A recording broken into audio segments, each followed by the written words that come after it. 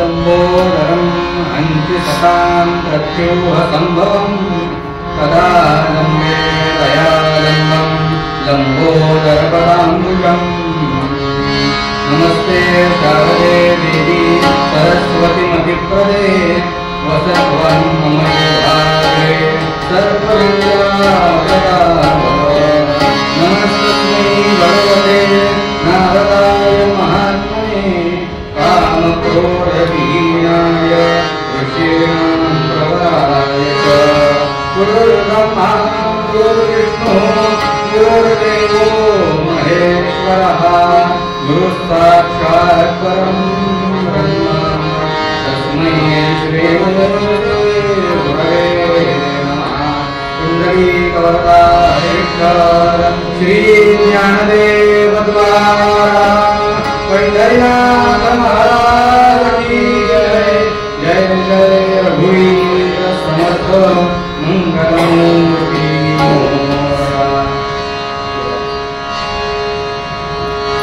राम कृष्ण हरे जय जय राम राजा राम कृष्ण हरे जय जय राम राजा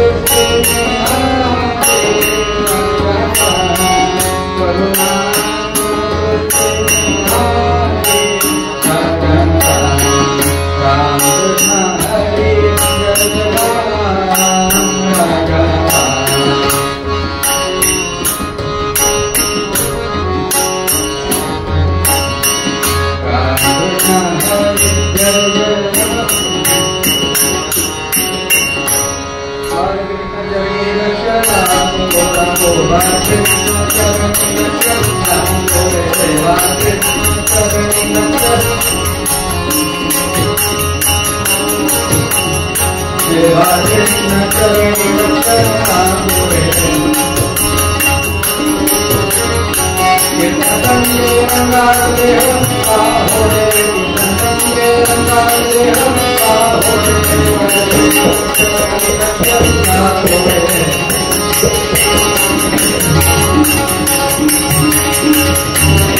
स्वरूपी में नहीं लाविता सत्य आत्मा हो स्वरूपी में नहीं लाविता सत्य स्वरूपी में है स्वरूपी में स्वरूपी में नहीं लाविता सत्य आत्मा हो काम तो हरि जगतिंग आत्मा हो काम तो हरि जगतिंग आत्मा हो हरि जगतिंग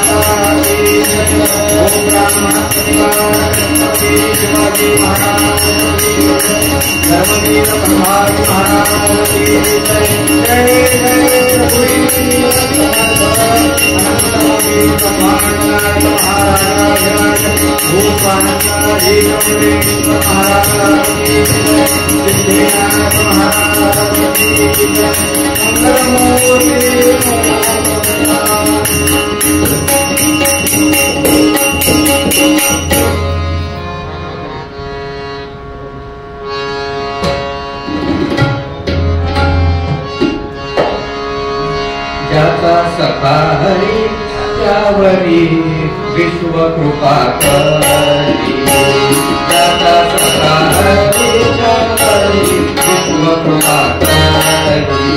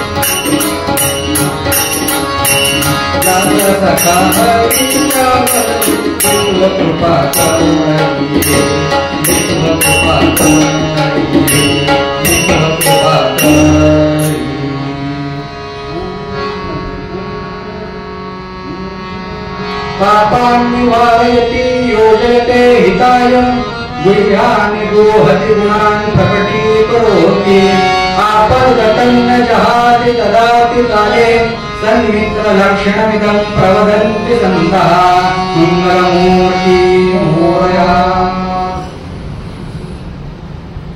आजच्या निरूपणाचा अभंग महाराष्ट्राच्या संत मांदियाळीतल्या प्रमुख स्त्री संत असलेल्या जनाबाईंचा आहे।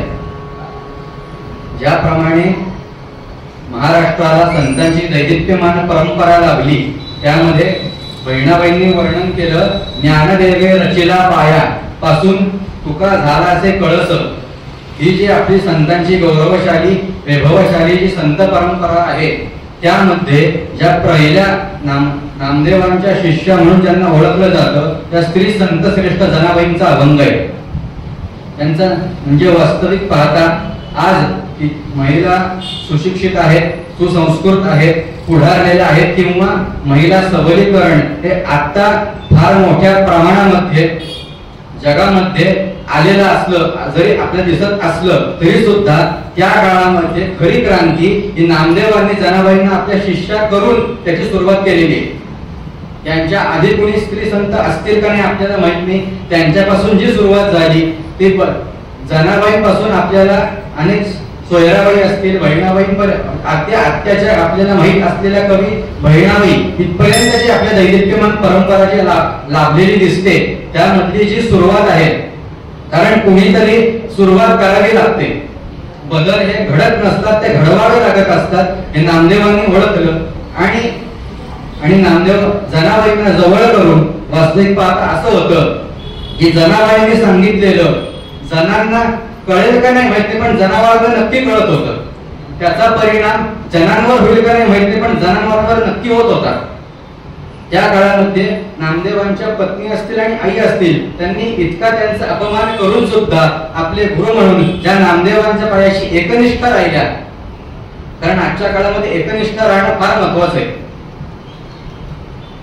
ते एकनिष्ठ राहून ज्यांनी क्रांती केली आपल्या लेखणीच्या माध्यमातून, कारण त्या काळामध्ये स्त्रियांचं आयुष्य किती होतं, चूल आणि मूल एवढंच होतं त्यांचं आयुष्य।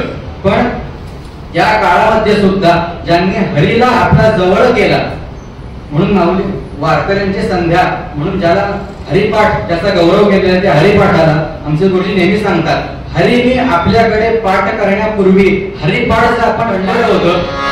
वास्तविक पाहता ही गोष्ट त्यांना कळून चुकली होती, चुकून मिळली नव्हती। कारण दोन गोष्टी असतात, एक कळून चुकतं किंवा चुकून कळतं। पण हरी जर आपला सखा गेला, हरी जर आपला जवळ गेला तर हरी आपल्याला जवळ निश्चित करेल हे ज्यांना माहिती होतं त्या जनाबाई आजच्या अभंगात सांगतात, ज्याचा सखा हरी त्यावेळी विश्व कृपा करी।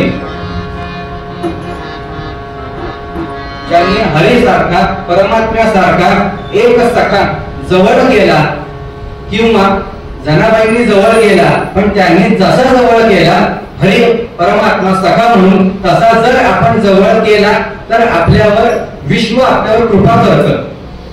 वास्तविक पाहता आपण जन्माला आल्यानंतर ते मरेपर्यंत, सूर्य उगवल्यापासून मावळेपर्यंत, आपण सकाळी उठल्यापासून झोपेपर्यंत आपण इतक्या लोकांच्या सहवासामध्ये संगतीमध्ये राहत असतो की ह्यातले नक्की आपले मित्र कोण आणि यातले आपले नक्की बांधव कोण यामधला फरक आपल्याला कळत नाही. पण आपण वास्तविक पाहता जन्माला येण्या आधीपासून आपलं आईशी मैत्र झालेले, त्यानंतर जन्माला आपण आल्यानंतर दवाखान्यातनं घरी आलो की आपले वडील असतील, आजी आजोबा, जुन्या काळात तर माझ्या काळात होते म्हणून आजी आजोबा, पणजी पणजोबा जे काय असतील ते त्या आपल्या त्यांचं सगळ्यांचं आपल्याला मैत्र लाभलेलं असतं. वास्तविक पाहता माझी पिढी आई वडिलांपेक्षा आजी आजोबांच्या सहवासात जास्त वाढली. म्हणजे मी इतका भाग्यवान आहे की माझं उपनयन पणजोबांनी बघितलं, इतका मी भाग्यवान आहे. एवढी दैदिप्यमान आपल्याला परंपरा लाभलेली आहे.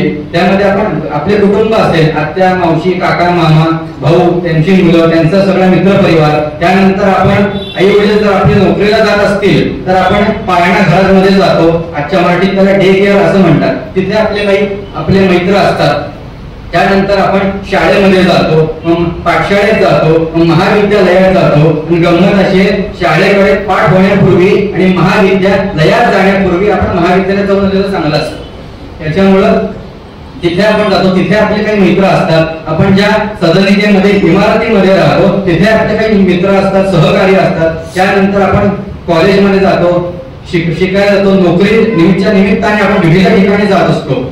हल्ली काय माणूस एकाच ठिकाणी 40 वर्षापूर्वी सारखी नोकरी करत नाही, तो अनेक ठिकाणी जातो, तिथे आपले काही सहकारी असतात. आपण रोज रस्त्याने येतो जातो, तिथे आपल्याला कोणाची तरी तोंड ओळख असते. एवढा सगळा प्रवास केल्यानंतर आता आपण सेवानिवृत्त झाल्यानंतर ज्येष्ठ नागरिक संघामध्ये जातो, हास्य क्लब मध्ये जातो, तिथे आपले काही सहकारी असतात. एवढ्या सगळ्या सहकार्यांच्या बरोबर आपण वावरत असताना किंवा ते आपल्या बरोबर वावरत असताना आपला यातला खरा बांधव कोण, खरा सखा कोण, खरा मित्र कोण, खरा सहकारी कोण, की ज्याला आपण हक्कान मित्र बांधव म्हणावं असा कोण? सुभाषितकरांनी असं उत्तर दिलं. सुभाषितकर म्हणाले, उत्सवे व्यसने चैव दुर्भिक्षे राजविप्लवे राजद्वारी स्मशानीच यस्तिष्ठति स बांधवाः. सुभाषितकर म्हणाले, उत्सवे व्यसने चैव दुर्भिक्षे राजविप्लवे राजद्वारी स्मशानीच या सर्व ठिकाणी जे आपल्या बरोबर असतात, यस्तिष्ठति स बांधवाः ते तुमचे बांधव आहेत, मित्र नाही. कशा कशामध्ये ते आपले बांधव काय, कुठल्या गोष्टींमध्ये जे आपल्या बरोबर असतात त्यांना बांधव असं म्हणतात. पहिला सांगितलं उत्सवे, उत्सवामध्ये की जे आपण गेल्या 12 दिवसात मागच्या वेळेला बघितलं गणेशोत्सवच्या नावाखाली जे काही प्रकार आपल्याकडे चालू आहे. काही म्हणाले तर काही ठिकाणी त्याचं पावित्र्य अजून जपू नये हे लोकमान्यांचं महत्वाचे म्हणलं पाहिजे की ज्या काही ठिकाणी त्याचं मांगल्य पावित्र्य जपू नये. त्याचं नाव आता बदलायची वेळ आली पुण्यातल्या गणेशोत्सवाची, त्याला वेगळंच काहीतरी नाव देणार आहे, आता माहित नाही मला. त्याचं उत्सवामध्ये, कारण आपल्याकडे महाराष्ट्राला भारतामध्ये एकूण हिंदू संस्कृतीमध्ये चैत्रापासून ते फाल्गुन महिन्यापर्यंत प्रत्येक महिन्यात काही ना काहीतरी उत्सव आहे. असा एकही महिना नाही पौष एखादा दुसरा महिना सोडला, अगदी आपल्याकडे फाल्गुनात सुद्धा उत्सव सांगितलेला आहे पौर्णिमेला. त्याच्यामुळे एखादा जो महिना सोडला तर आपल्याकडे प्रत्येक महिन्यात काहीतरी उत्सव आहे. त्यामुळे ह्या आपल्या उत्सवाच्या निमित्तानं आपल्या घरी प्रत्येक नातेवाईक येत असतात, आपण कोणाच्या तरी घरी जात असतो. आपल्या सदनिकेमध्ये आपल्याकडे येतात, त्यांच्याकडे आपण जातो. बाहेर गावचे पाहुणे आपल्याकडे येतात, आपण त्यांच्याकडे जातो. पहिला प्रकार सांगितला उत्सव आहे. दुसरा व्यसने चैव. व्यसन म्हणजे फक्त वाईट गोष्टींचं व्यसन असं नाही. ज्या दोन गोष्टींमध्ये आपलं आणि समोरच्याचं एकमत होतं ना त्याला व्यसन असं म्हणतात. सुभाषितकर म्हणाले, व्यसन दोनच, व्यसना आणि संधी बहुशो. व्यसनात पहिलं केवळ व्यसनम. कुठली दोन व्यसन? विद्या व्यसनम व्यसनम अथवा हरिपाद सेवनम व्यसनम. ही दोन व्यसन जर आपल्या आयुष्याला लागली तर आपला पाय घसरण्याची आवश्यकताच नाही. आमचे गुरुजी सांगतात ना, ह्या दोन असताना की माणसानं भलं तिकडे बघावं, भलं तिकडे बघू नये. आणि ह्या दोन गोष्टींची आपल्या सवय लागली की माणूस कधीही भलतीकडे बघते तो भलं तिकडेच बघतो. एक. दुसरं, कुठले दोन व्यसन? हरिपाद सेवन आणि विद्याभ्यास. एक विद्याभ्यास करायचा आणि दुसरं हरिपाद सेवन करायचं. हे दोनच व्यसन माणसाला असली की आयुष्य त्याचं उत्कर्षात पथ गेल्याशिवाय राहणार नाही. उत्सवे व्यसने चैव दुर्भिक्षे. जर तुम्ही वाईट परिस्थितीमध्ये असाल, दुर्भिक्षामध्ये असाल, तुमची अत्यंत परिस्थिती विपरीत असेल, तर त्या तुम्ही विपरीत परिस्थितीमध्ये असताना तो तुमच्या बरोबर खंबीरपणे उभा राहतो, त्याला बांधव असं म्हणतात. उत्सवे व्यसने चैव दुर्भिक्षे राजविप्लवे. जर तुम्ही एखाद्या चांगल्या पदावर असाल, चांगल्या सुस्थितीमध्ये असाल, तुम्ही सुस्थितीमध्ये असताना सुद्धा, कारण दोन प्रकार आहेत, एक तुम्ही सुस्थितीत असताना आणि दुसरे नसताना. दोन्ही वेळेला आपली परीक्षा असते की आपण चांगल्या परिस्थितीमध्ये असताना आपल्या बरोबर कोण आहे आणि नसताना आपल्या बरोबर कोण आहे. पुढे स्पष्ट म्हणजे राजविप्लवे राजद्वारे स्पशानेच यश तिष्ठतीच बांधवा. तुम्हाला राजद्वारे म्हणजे पूर्वीच्या काळात ते सुभाषित असल्यामुळे त्यांनी राजा दरबारी सांगितलं. आता आपण तर महापालिका, राज्य सरकार, केंद्र सरकारची नोकरीमध्ये म्हणूया आपण. त्या प्रशासनामध्ये तुम्ही सेवेमध्ये असताना जो तुमच्या बरोबर आहे आणि स्पशानेच शेवट तुमच्या अंतःकाळी जो तुमच्या बरोबर आहे त्याला बांधव असं म्हणतात. पण या सगळ्या बांधवांमध्ये आपला खरा मित्र कोण? की ज्याच्याशी आपण मैत्र करावं, त्याच्याशी आपण सख्य करावं. जनाबाईंचा जो अभंग आहे, ज्याचा सखा हरी, जनाबाईंनी ते मित्र नाही म्हणलेलं, ज्याचा सखा हरी म्हणलेले. मग ज्याच्याशी आपण सख्यत्व करावं असं कोण असतं? ह्या सगळ्या एकूण बांधवांमध्ये आपण आपल्या घरामध्ये आपल्या सर्वांचा अनुभव आहे. आपल्या घरात जर एखादं कार्य असेल किंवा एखादे कुठलंही मोठं काम असेल, प्रसंग असेल, उत्सव, पूजा वगैरे काही असेल, एखादी व्यक्ती आली की आपण तिला म्हणतो की नाही तू आलीस मला बरं वाटलं, आता माझं काम व्हायचं झालं. असं सगळ्या व्यक्तींना आपण म्हणत नाही कधी. एखाद्या कार्यक्रमामध्ये आपण 500 लोकांना बोलवलं असेल तर 500 पैकी 5च लोकांना आपण असं म्हणतो की तू आलीस मला बरं वाटलं. 500च्या 500 लोकांना आपण असं कधी म्हणत नाही. म्हणजे त्याच्यामध्ये जी व्यक्ती आल्यानंतर आपल्याला हायचं वाटतं, आल्यानंतर आपल्याला आपल्या कामामध्ये काहीतरी चांगली मदत होईल, आपलं काम दुप्पट होणार नाही, कदाचित निम्म होईल, हे ज्या व्यक्तीकडनं आपल्याला खात्री असते ना त्याला आपण मित्र असं म्हणतो. ज्याच्याजवळ आपलं मन मोकळं करायला आपल्याला कधीही संकोच वाटत नाही, ज्याजवळ की एका शब्दात सांगायचं तर जो तोरणादायी आणि मरणादायी जो आपल्या पाठीशी खंबीरपणे उभा असतो त्याला मित्र असं म्हणतात. म्हणून एक इंग्रजी म्हण आहे ना, a friend is deed, his friend is need. जे जो आपल्या मदतीला जो धावून येतो त्याला मित्र असं म्हणतात. हा मित्र मग तो तुम्ही कुठल्याही परिस्थितीमध्ये असाल, कुठल्याही काळात असाल, कुठल्याही वेळेला असाल, तुम्ही त्याला कधीही मदत करण्याची अपेक्षा, त्याला हाक मारायच्या आत जो आपल्याकडे उभा राहतो ना त्याला मित्र असं म्हणतात. म्हणून असं म्हणतात की एखादा मित्र जर संकटात असेल किंवा चांगल्या वाईट परिस्थितीमध्ये असेल तर आमंत्रणाची वाट बघू नये, आणि एखादा मित्र चांगल्या परिस्थितीत असेल तर निमंत्रणाशिवाय जाऊ नये.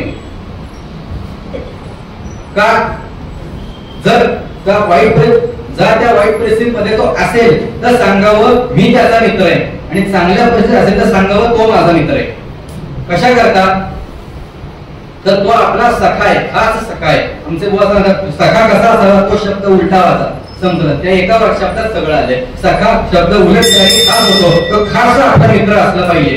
आणि सगळ्यांना आपण खास म्हणत नाही, काही ठराविकच खास असतात. जसं जेवणाच्या आपण पंक्तीला बसलो की एखादा पदार्थ आपण शेवट खाण्यासाठी होतो ना, जो आपल्याला आवडत असतो, सगळंच आपण पहिल्यांदा खात नाही. जेवायची पद्धती आपल्याकडे ठरलेली, जुन्या एका पद्धती ठरली. आता जी आहे ना, बुभुक्षित आहात वर फेऱ्या मारा, त्याला म्हणतात बुफी. त्या जुन्या काळात ती पद्धत नव्हती. जुन्या काळात पंक्ती होत्या, त्याच्यामध्ये सुद्धा जेवायची खास पद्धत होती, वाढायची पद्धत होती, बसायची पद्धत होती, खायची पद्धत होती. त्याच्याप्रमाणे जसा आपण एखादा पदार्थ शेवट खातो ना, तसा एखादाच आपला खास मित्र असतो. मग हा मित्र कसा असावा हे जसं सांगितलं ना, तसं शास्त्रकारांनी कसा मित्र नसावा हे सुद्धा सांगितलं. कारण तुम्ही चांगल्या मित्राच्या संगतीमध्ये गेलात तर तुमचा उत्कर्ष नक्कीच होतो, तुमची प्रगतीच होते, तुमच्या आयुष्याची गाडी रुळावर येते. पण जर एखादा वाईट मित्राच्या तुम्ही संगतीमध्ये गेलात तर तुमचा विनाश कसा होतो किंवा तुमचा गैरफायदा कसा होतो. सुभाषितकार म्हणतात कसा असतो मित्र, वाईट मित्र? अहो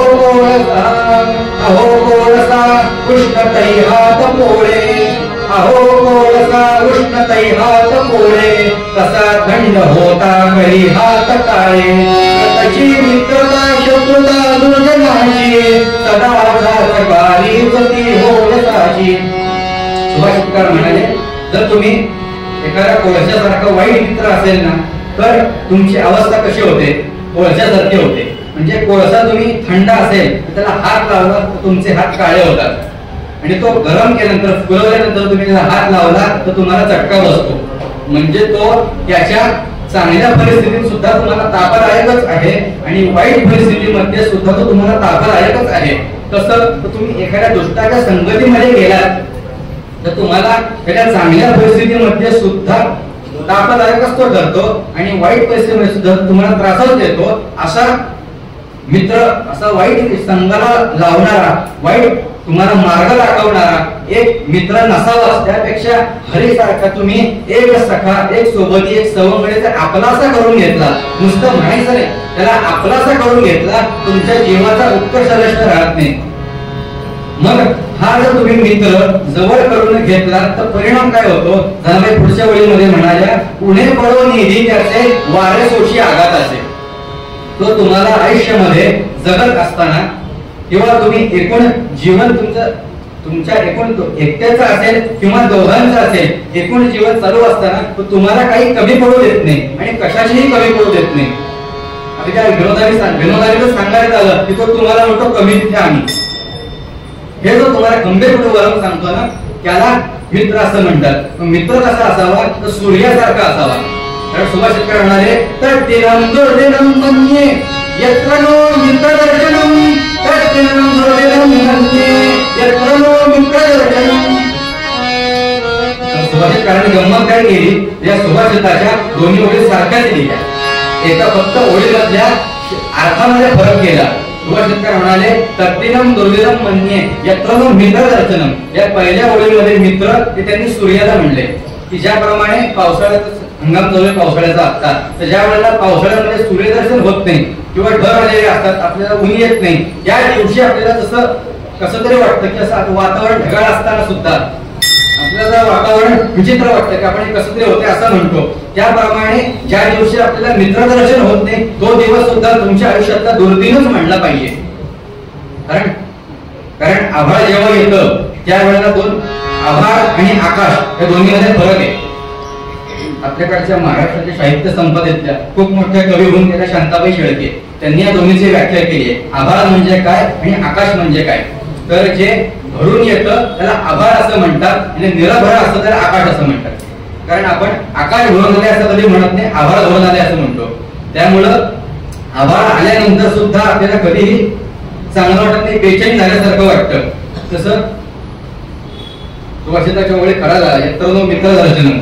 त्यामुळं जो दिवस आपला दुर्दिन आहे त्याप्रमाणे ज्या दिवशी आपल्याला मित्रदर्शन नाही तो दिवस आपला दुर्दिन आहे.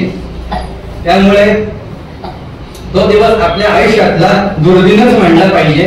त्यामुळे असा जो आपल्याला उणं पडू देत नाही असा एक मित्र, हरीसारखा एक सखा, एक सोबती जर आपण आपलासा करून घेतला तर आपल्या जीवनाचा उत्कर्षच होतो. मग हा मित्र कसा असावा कसा नसावा? मग हा जर मित्र तुमच्या आयुष्यामध्ये आला तर तो काय करतो? जनाबाई पुढच्या ओळीमध्ये म्हणाल्या, अंगा आपुले ओढोनी त्याला राखीलो निर्वाणी. आपल्यावर तुमच्यावर आलेली संकट तो आपल्या अंगावर ओढून घेतो आणि तुम्हाला त्या संकटातनं सहज लया पार करून नेतो. एक लहान मुलगा होता, शाळकरी विद्यार्थी, म्हणजे अगदी लहान खेडेगावातली गोष्ट जुन्या काळातली. तो लहान मुलगा आपल्या शाळेमध्ये आई बरोबर जात असे. बालगटात होता, ज्याला आपण आता सिनियर ज्युनियर काय म्हणतो, ज्याच्या भाषेत त्याला बालवाडी आपण ज्याला म्हणतो. त्यावेळेला तो जात होता, लहान होता, आईच्या कडेवरनं जात असे. मग थोडा मोठा झाला की तो चालत शाळेमध्ये जायला लागला. तर एक दिवस आईने त्याला सांगितलं, म्हणला की आता मी लहान आहे, या आजच्या परिस्थितीमध्ये मी जुना काळ पावसाचा, कारण शाळा सुरू झाल्या की पावसाळा असतो जून महिन्यामध्ये, तर मी आता जाणार कसा? आई म्हणली, आजच्या दिवस मी तुला सोडायलाही येते शाळेमध्ये, तिथेच थांबते आणि येताना तुला घेऊन येते. पहिला दिवस झाला, पहिले 2 दिवस अगदी तो मुलगा लहान होता म्हणून पहिला आठवडा तसा गेला. मग पुढच्या दिवशी आई म्हणाली की उद्यापासून तुझा तू शाळेमध्ये जायचं एकट्याने आणि येताना तुझा तू घरी यायचं, मी उद्यापासून येणार नाही स्वावलंबी होण्यासाठी त्याने.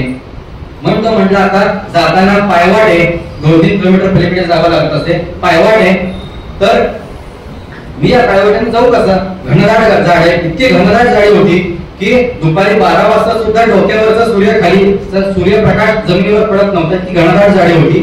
तर मी शाळेत जात असताना मला भीती वाटेल, पण शॉपत असेल तर करायचं काय? तर ज्या आईने त्याला सांगितलं की ज्या वेळेला तुला असं वाटेल की मला भीती वाटेल, त्या वेळेला तू गोपाळकृष्णाचं स्मरण कर, तुझ्या बरोबर येईल. हे त्याने सांगितलं आणि तो जायला लागला, कारण जुन्या काळात आईचं ऐकत होते. यामुळं त्यांनी सांगितलं, तो आईने सांगितलं, तो मुलगा जायला लागला. असे 8 दिवस गेल्यानंतर 9व्या दिवशी त्याला एकदम आभाळ धरून आला, गडगडाट विजांचा झाला आणि त्याला भीती वाटली. त्याने जय गोपाळ कृष्ण भगवान की जय असं त्याने गर्जना केली. गोपाळ कृष्ण हजर झाले. असं अनेक दिवस झालं. असा महिना उलटून गेला, 2 महिने उलटून गेले. पावसाळा संपायची वेळ आली. हे रोज चालू होतं. अडचण वाटली की तो गोपाळ कृष्ण की जय म्हणायचा, भगवंत यायचे, त्याला शाळेत घेऊन जायचे, येताना परत घरी आणून सोडायचे. हा त्यांचा दिनक्रम असाच चाललेला होता. आणि ज्या दिवशी इतका घनदाट पाऊस होता, इतकं पाणी साचलेलं होतं की त्या मुलाच्या कमरेपर्यंत पाणी आलं. इतकं पाणी साचलेलं होतं की त्याने गोपाळ कृष्ण म्हटलं, पण भगवंत आलेच नाही. तो म्हटलं हे बरे आलेच नाही म्हणजे काय? रोज येत होते, आज नाही आले. बरं तो म्हटलं जाऊ, शाळेला वेळ होतोय. तो तसाच पुढे गेला, शाळा पूर्ण केली. येताना परत तीच परिस्थिती झाली. परत आला, गोपाळ कृष्ण की जय म्हटला, भगवंत आले नाही, तसाच घरी आला. बरं आणि आईला काही सांगितलंच नाही, राहू दे म्हटलं, उद्या बघू काय होईल. उद्या परिस्थिती तीच झाली. त्यांनी गोपाळ कृष्ण की जय म्हटलं, पण भगवंत आले. भगवंत म्हटले, काहून काल काय तुमचा विग्रह होता का? काल आला नाही तुम्ही?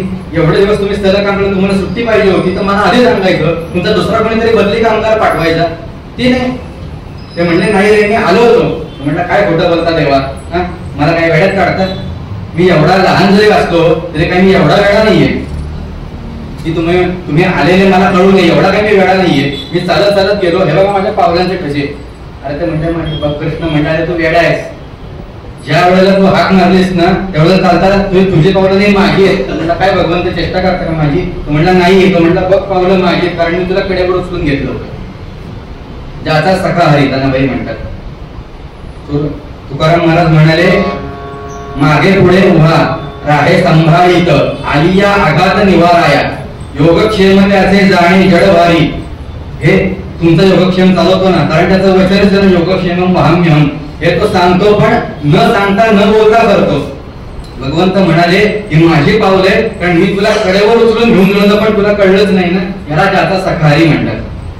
उणे पडून येते त्याचे वारे सोशी आघाताचे, तयावेळ क्षणभरी आपण नव्हे कदादुरी. तो मुलगा भगवंतापासून क्षणभर सुद्धा विचलित झाला नाही. त्याने असं नाही झालं की भगवंत आज नाही आले, उद्या कशाला त्यांना आवाज येतो, उद्या दुसऱ्या देवावर हाक मारू.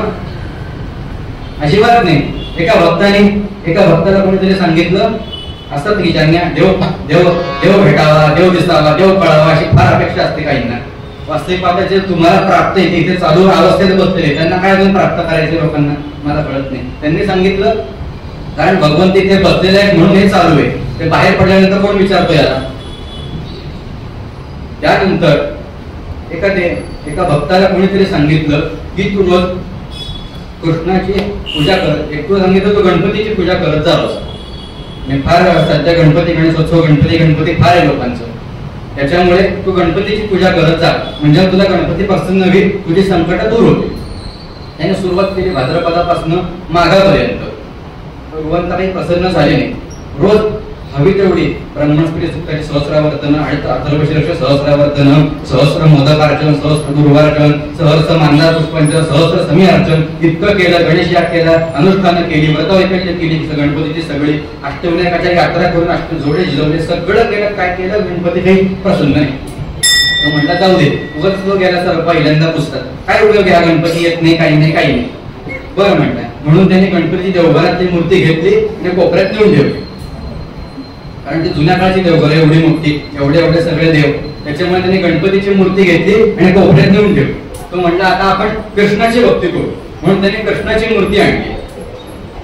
कृष्णाची मूर्ती आणली, त्याची पूजा करायला लागला. मग जसं जे उपचार कृष्णाच्या पूजेमध्ये सांगितले, तुळशीची पानं वाहा, गोपीचंदन लाव, उदबत्ती, विष्णू सहस्रनामाचं अर्चन, पुरुष सूक्ताचा अभिषेक वगैरे सगळं त्याने करायला लागलं. आणि एक दिवस एकादशीला, कार्तिकी एकादशी आहे, काय आषाढी एकादशीचा पर्वणी काळ असेल, त्यांनी एक दिवस पूजा करताना तो म्हणला काय आहे, या गणपतीने आपण पूजा करून काही आपल्यावर कृपा केली नाही, काही आपल्याला प्रसन्न झाला नाही, त्यामुळे आपण याला बाजूला तर ठेवलंच आहे, पण आपण हे जे उपचार सगळे कृष्णाला करणार आहोत ते गणपतीला मिळता कामा नाहीये. म्हणून त्यांनी आपण जे उदबत्ती ओवाळतो आहोत त्याचा सुवास गणपतीला लागू नये म्हणून त्या मूर्तीच्या सोंडेत कापूस खुपसतात. आणि हा कापूस खुपसल्या क्षणी भगवंत मागे उभे राहिले. ते म्हणले का म्हणले मी तुमचे इतकं 6 महिने तुमची उपासना अर्चना सगळं केलं, प्रसन्न झाला नाही, आणि मग आज मी तुमच्या जेव्हा नाकामध्ये सोंड्यामध्ये कापूस खुपसला तेव्हा तुम्ही प्रसन्न झालात, हा काय प्रकार आहे? मग आधीच मला माहिती असतं तर मी पर्यंतच केलं असतं की इतक्या वेळ कशा तुमची उपासना केली असती. अरे पण म्हणत अरे वेळायच तू.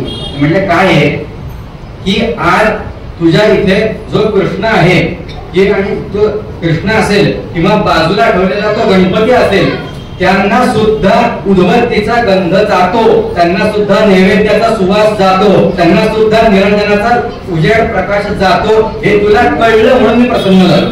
तू गणपतीला प्रसन्न झाला नाही, तू कृष्णाची अर्चना केलीस ते मला माहित नाही, पण यातला भाव तुला कळला या की आपण कुठल्या ना कुठल्या तरी रूपात भगवंताशी आपण सख्य केलेला आहे, कृष्णाशी सख्य केलेला आहे. म्हणजे नंतर गणपतीला त्याचे काही उपचार मिळू नये हे ह्याची तुला जाणीव झाली म्हणून मी तुझ्यासाठी प्रसन्न झालो. मग असं ज्याप्रमाणे त्या भक्तानं त्या उपासकानं श्रद्धा भावनेनं कृष्णाची जशी भक्ती केली किंवा गणपतीची जशी केली, पण हे करत असताना त्याला सुद्धा हे जाणीव झाली की गणपतीला त्याचा सुवास सुगंध जाऊ नये हे त्याला कळलं. तसं ज्याप्रमाणे आपण भगवंताला आपलासा करून घेतला तर तो आपल्यावर कृपा करतो हे ज्यांना कळलं ना त्यांनी त्या जनावरी आपल्याला सांगतात ज्याचा सखा हरी त्यावर विश्व कृपा करेल. मग कारण विश्व एखादा जर आपण मोठ्या क्षेत्रात काम करणारा आपला अधिकारी, एका मोठ्या पदावर काम करणारी एखादी व्यक्ती जर आपल्याला ओळखत असेल तर 4 जण त्याच्याकडे जाण्यासाठी आपल्याला विचारतात की हा तुमच्या ओळखीचा आहे, याच्याकडे माझं काम आहे, तर तेवढं तुम्ही माझं नाव त्यांना सुचवा. हे जर आपल्या व्यावहारिक जगामध्ये असेल तर त्या पारमार्थिक सत्तेशी जर आपलं सख्य असेल तर काही लोक आपल्याकडे येऊन जातील त्याच्या कृपेसाठी. हे जनाबाईंना माहिती होतं. त्यामुळं त्यांनी सांगितलं की ज्याचा सखा हरी त्यावर विश्व कृपा करी. मग हा जर हरी आपल्यासा करून घेतला तर काय होतं? स्वरूपानंद म्हणाले सखा माझा नारायण करी चिंता निवारण, सखा माझा नारायण करी चिंता निवारण, सखा माझा नारायण करी चिंता निवारण.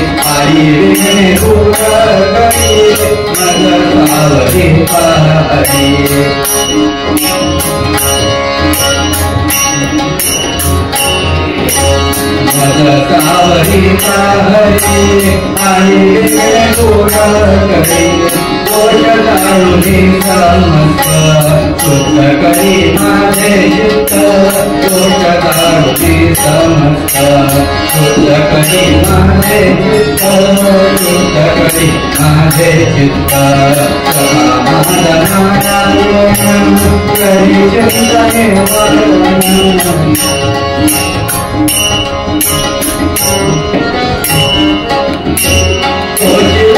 माझे हित स्वामी म्हणे मी निश्चिंत,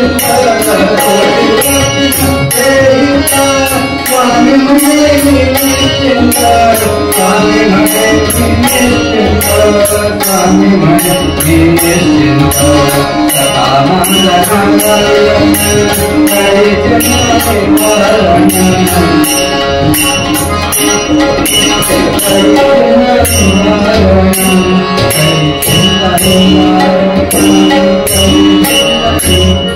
गुरुबानंद म्हणाले, सखा माझा नारायण करी चिंता निवारण.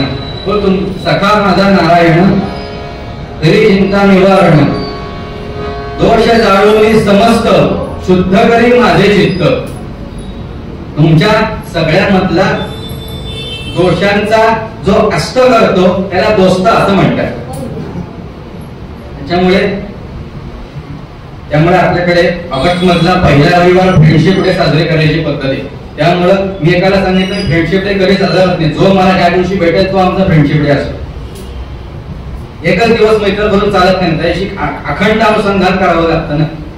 त्याच्याशी अखंड अनुसंधान ठेवलं तर तो आपला सखा होईल. एकच दिवस वर्षाचे 10 दिवस त्याला बघेल तो कसा आपला सखा होईल, मग तो आपल्याकडे बघेल नाही, बघूनच घेईल तो बाकीचे दिवस. त्याच्यामुळे तो जर आपला सखा व्हावा असं वाटत असेल तर आपण त्याला हवं तसं वागलं तर तो आपला सखा होईल. कारण मैत्रीमध्ये कुठल्या दोघांची मैत्री होते, ज्यांची आवड चांगली आहे त्यांची मैत्री होते, ज्यांचा स्वभाव चांगला आहे त्यांचं आपलं मैत्र होतं, ज्यांचं व्यसन चांगलं आहे त्यांची ना त्या दोघांची मैत्री असते. किंवा ज्या लोकांचा अजिबात पटत नाही काही लोकांची मैत्री असते. जरी आपल्या दोघांचे विरुद्ध जरी असले तरी सुद्धा शाळेमध्ये कॉलेजमध्ये ऑफिसमध्ये असे काही सहकारी असतात की ज्यांचं आपल्याला पटत नाही पण आपल्याला त्यांच्याशी बोलावं लागतं. असे भरपूर असतात आपल्यामध्ये. मग दोष जाळून समस्त शुद्ध करी माझे चित्त, आणि तोच लक्ष माझे हित स्वामी म्हणे मी निश्चिंत. तोच माझं लक्ष, तोच माझं हित कल्याण चिंततो. आणि आमच्या दोघांच्या जर शब्दात सांगायचं तर तुमचं हितच योजतो आणि हितच योजतो, तिथं नाही योजत. इथंच तुमचं कल्याण झालं पाहिजे हे ज्याची कळकळ आहे की आपल्या सोबत जो आपण ज्याला मित्र सवंगडी सखा सोबती म्हणलेलं आहे त्याचं कल्याणच झालं पाहिजे. बरं तो कल्याणला का राहत नसेना पण त्याचं कल्याणच झालं पाहिजे हे ज्याला चांगलं कळतं आणि हे ज्याला पूर्णपणे माहिती आणि ज्याच्यावर तुमचा पूर्ण विश्वास आहे ना तोच तुमच्या पाठीमागे धावत असतो की तुमचं कल्याण व्हावं. नाहीतर जनाबाई सगळ्या संत मंडळींना एवढं सांगायची काय आवश्यकता होती की तुम्ही हरीला सखा करून घ्या की तुमचं कल्याण होईल. आपण असं मोठे त्यांच्यावर काही मोठे उपकार केलेले नाही की त्यांनी आमच्या कल्याणासाठी अवताराला यावं, अवतार घ्यावा आणि तुमचं माझं कल्याण करावं. पण इतक्या आजच्या परिस्थितीमध्ये इतकी भयान अवस्था आहे की त्या जयंती पुण्यतिथी सुद्धा आमच्या लक्षात राहत नाही. अवतार तुम्हा धराया कारण बुद्धराया जन जड जीव हेच त्यांच्या अवताराचं एकमेव कार्य. तुमच्या माझ्यासारखे जड आणि जड जीव उद्धरणं हेच त्यांच्या आयुष्याचं ध्येय. हे मग ध्येय तुम्ही करत असताना काय केलं पाहिजे ना हे संतांच्या सगळ्या एकूण अभंगाचं वाङ्मयाचं एक वैशिष्ट्य आहे. ते काय करू नका हे जसं सांगतात ना तसं काय करा हे त्यांनी पहिले सांगितलेलं असतं. जसं जनाबाई म्हणणे अभंग सांगितलं ज्याचा सखा ते विश्व तुम्ही हरीला सखा केला तर काय होतं त्याचा परिणाम पुढे सांगितला ना. तो स्वरूपानंद काय म्हणाले तोची लक्ष्मी माझे हित स्वामी म्हणे मी निश्चिंत. एकदा त्यांनी माझं हितच व्हावं हे लक्षात घेताना की मी निश्चिंतच आहे, मला कुठल्याही गोष्टीची चिंता करण्याचं कारणच नाही. मद सावरीला हरी आली विघ्ने दूर करी, माझ्यावर आलेली सगळी विघ्न दूरच करणारे किंवा दूर करेल किंवा तो विघ्न येऊ देणारच नाही किंवा विघ्न येणार नाही याची व्यवस्था करेल. आणि तोचे लक्ष माझे हित स्वामी म्हणे मी निश्चिंत. एकदा का त्यांनी माझा योगक्षेम चालवायचं निश्चित केलेलं आहे त्यामुळे मी निश्चिंत आहे. फक्त अनुस्वार्थ शब्द फरक आहे निश्चिंत आणि निश्चित मध्ये. तो फक्त एकदा का तो मी त्याच्यावर हवाला सोपवला याचा अत्यंत उदाहरण म्हणजे आषाढी वारी. एकदा का तिथे जायचंय त्यांचं ध्येय ठरले तिथे जायचंय काहीही परिस्थितीमध्ये त्यांना पांडुरंगाला भेटणे हे त्यांचं एक ध्येय निश्चित झालेले आहे की ते त्यांचं ध्येय निश्चित आहे, त्यामुळे त्यांचा प्रवास सुखकर होतोय. कुठल्या काय परिस्थिती आहे, सोय काय आहे, ते कसलाही विचार करत नाही. एकच त्यांचं ध्येय ठरलेलं आहे, हरीला आपला सखा करून घेणं. कसाच करून घ्यायचा, हे किती सखा करून घ्यायचा. मग हा सखा तुमचा मित्र, सोबती, सवंगडी कसा असावा की ज्याने तुमच्या आयुष्यामध्ये फरक पडेल. भर्तृहरी सूत्र म्हणून बोलायला घेतलेल्या श्लोकामध्ये म्हणाले, काय सांगितले, कसा असावा मित्र, पापांनी वारयती योजयते हिताय. जो तुम्हाला पापापासून दूर करतो, किंबहुना जो तुम्हाला पाप प्रवृत्तीपासून दूर करतो ना, त्याला मित्र म्हणतात. पापांनी वारयती योजयते हिताय, जो तुमचं चांगलं भलं कल्याणच योजतो, त्याला मित्र म्हणावं. गुह्यान गोहती गुणान प्रकटी करोती, जो तुमच्या गुह्य गोष्टी गुप्तच ठेवतो, बाहेर कधीही सांगत नाही. तर काही नाही एवढा गुणच सांगायची सवय असते, तसं तो कधीही करत नाही. गुह्यान गोहती त्या गोष्टी गुप्तच ठेवतो, गुणान प्रकटी करोती, आणि तो तुमचे गुण प्रकट करतो. म्हणून आमचे बुवा सांगतात, गुणाला गुणावं, अवगुणांचा भागाकार करावा, सुखाची बेरीज करावी, दुःखाची वजाबाकी करून समाधानाचा स्वर्ग करत, समाधानाचा वर्ग करत स्वर्गात जायचं असेल तर काय करायचं, हरी आपल्या जवळ करून घ्यावा. एवढंच करायचं. जो तुमच्या अवगुणांची बेरीजच करतो, कधीही त्याची अवगुणांची वजाबाकी करतो, गुणांची बेरीज करतो, आणि तुम्हाला तुमच्या आयुष्यामध्ये आलेली सगळी समीकरणं सोडवून तो तुम्हाला तो तुमच्या आयुष्यातली सगळी उत्तर बाजूला करून जो तुम्हाला समोरचा जो चांगला आहे असा व्याप दाखवेल ना, त्याला जवळ करा. गुणान प्रकटी करोती. पुढे आपद गतन्न जहाते ददाती काळे, जो तुम्हाला संकटात येऊच देत नाही किंवा आलेली संकट अत्यंत कसोशीनं तुम्हाला कुठलाही आघात आणि तुमच्यावर आलेला आघात किंवा येणारा आघात सोसून जो तुम्हाला सहाय्य करतो. आपद गतन्न जहाते ददाती काळे संमित्र लक्षणं प्रवदन्ति संसाहा. ह्या सगळ्या वरील लक्षणांमध्ये जो बसतो त्यालाच मित्र असं म्हणायचं, अन्य कुणालाही मित्र म्हणायचं नाही. एवढ्या सगळ्या गुणां भरतुराने सांगितलेल्या वैशिष्ट्यांमध्ये जो बसत असेल ना, जो आपल्याला मित्र मानतो किंवा आपण ज्याला मित्र मानतो, ह्या सगळ्या मैत्री या विषयामध्ये एक पथ्य सगळ्यांनी सांभाळायचं असतं. काय पथ्य मोरोपंतांनी सांगितलं. मोरोपंत म्हणाले, काय पथ्य सांभाळायचं तर तुमची मैत्री टिकेल. मित्र जयास म्हणितले, मित्र जयास म्हणितले, सुज्ञे त्यासी करू नये कपट. मन दुःखवितालयांचे, मन दुःखवितालयांचे, होईल की नाश आपुला निपट. ज्याला तुम्ही मित्र मानलेले आणि ज्यांनी तुम्हाला मित्र मानलेले, त्या मैत्रीमध्ये कपट जर केलं तर तुमचा सर्वनाश विनाशच अटळ. हा तुमचा विनाश अटळ आहे जर तुम्ही कपट केलं तर. पण आणि कपट जर तुम्ही केलं नाही तर तुमचा कल्याणच आहे. मग असा एक हरीसारखा मित्र आणि हरीसारखा सखा सोबती सवंगडी जर आपलासा करून घेतला तर आपल्या आयुष्याचं जीवनाचं सार्थक कल्याण कसं होतं चरित्र भागात पाहूया. आजच्या मूळ अभंगामध्ये संत श्रेष्ठ जनाबाई म्हणाले,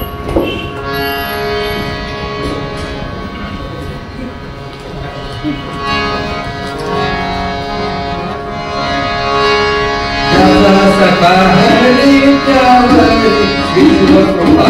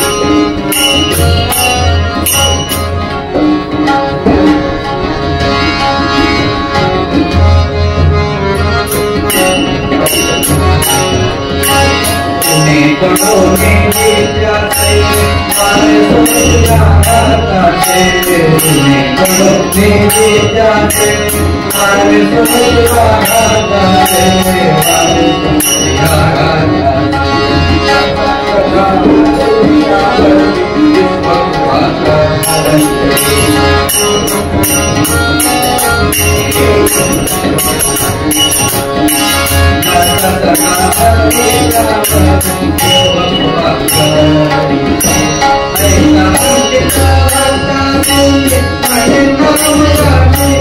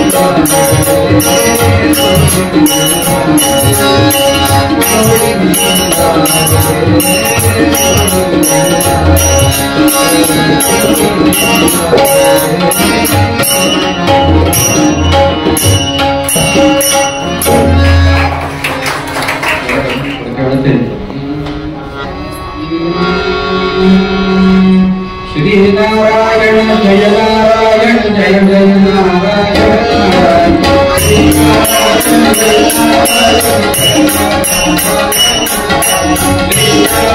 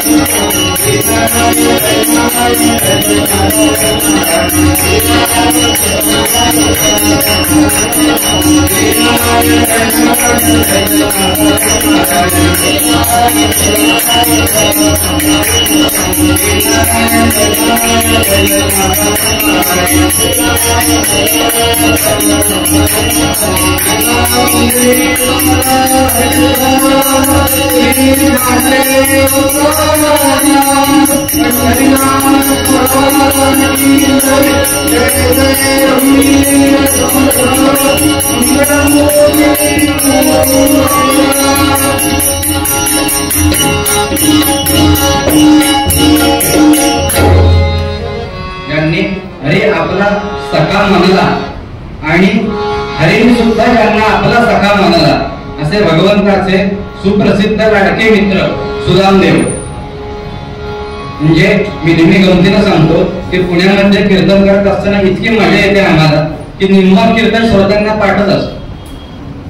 इतके वर्षानुवर्ष ऐकलेले श्रोते आणि कीर्तन ऐकलेले श्रोते की आता काही दिवसांनी श्रोते सुद्धा कीर्तन करायला की इतकं आमचं पुन्हा कीर्तन क्षेत्रामध्ये वैविध्यपूर्ण आहे. असे सुदामदेव की किती विपरीत परिस्थितीमध्ये त्यांचं जीवनाचा चरित्र भाग होता, त्यांचं जीवन कार्य किती विपरीत परिस्थितीमध्ये होतं की त्यांच्याकडे नावाच्या दामाव्यतिरिक्त दामच नव्हता. म्हणून आमचे कराडकर तुला सांगायचे ना सप्ताहाच्या महिन्याच्या शेवटी 2 आख्यानं सांगावी. एक तर सुदामा नंतर दामाजी. एकाच्या सुरुवातीला दाम आहे, एकाच्या अंताला दाम आहे. त्यामुळे पण परिस्थिती अशी होती की एक गमतीनं वाक्य सांगतात की सुदामदेव आणि आपल्यामध्ये फरक काय की सुदामदेवांच्या इतकी वाईट परिस्थिती आपल्या एकाचीही नाही, पण सुदामदेवांसारखी चांगली मनस्थिती आपल्या एकाची. म्हणजे 18 विश्व दारिद्र्य काय असतं याचं मूर्तिमंत उदाहरण होतं त्यांचा संसार. चंद्रमाऊली झोपडी की चंद्र उगवलाय का सूर्य मावळलाय हे बघायला झोपडीच्या बाहेर जावं लागत नसते, इतकं भयानक परिस्थिती होती. त्यामध्ये सुद्धा आपला आचार, विचार, उच्चार, प्रचार आणि संचार हे 5 चार कुठेही चुकलेले नव्हते.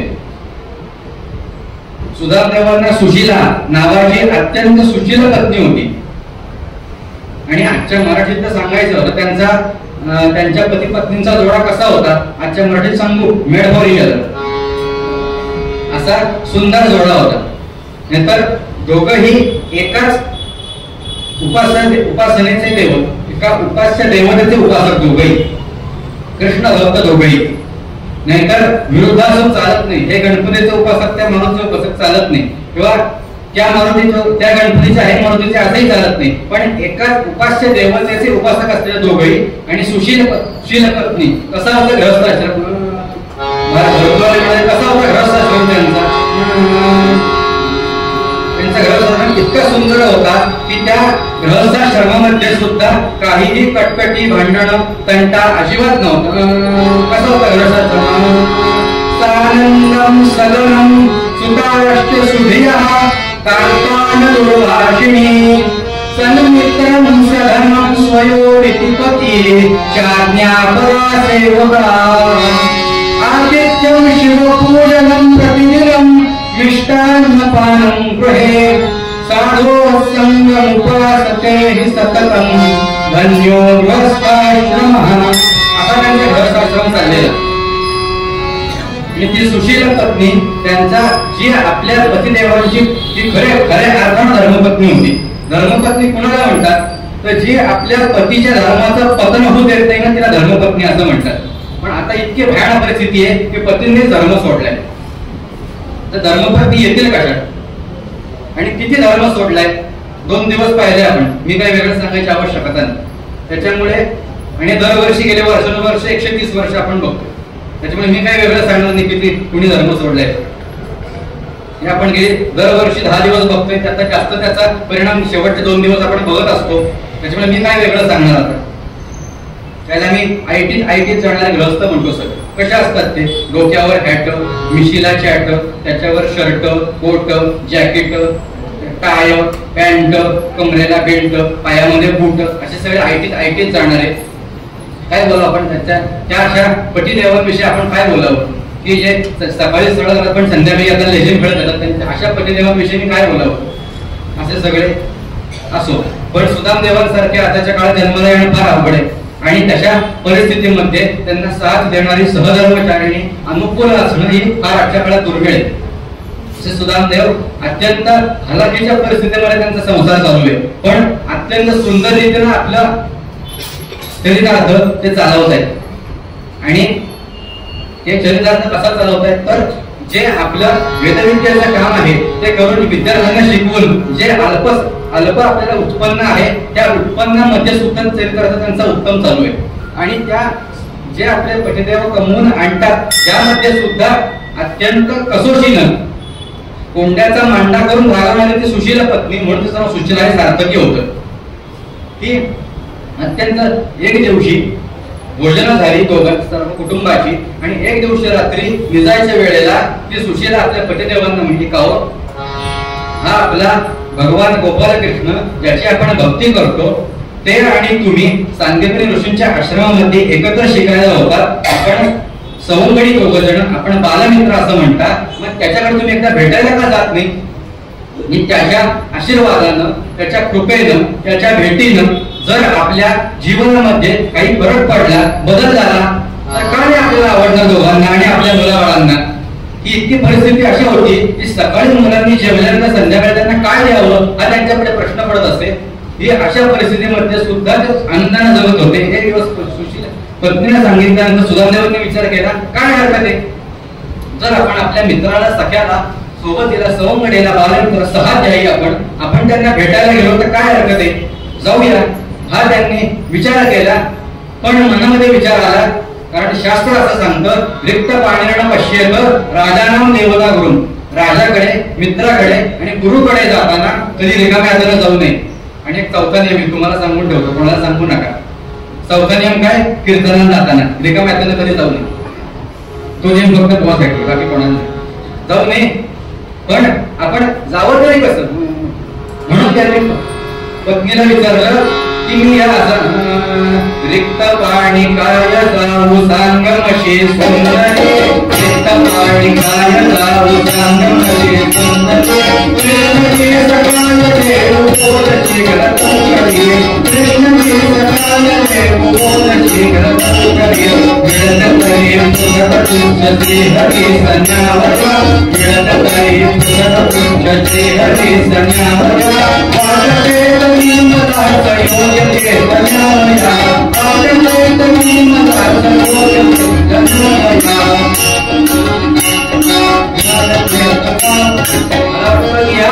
आपल्या मित्राकडे, राजाकडे, गुरुकडे जात असताना रिकाम्या जाऊ नये हा नियम योग्य.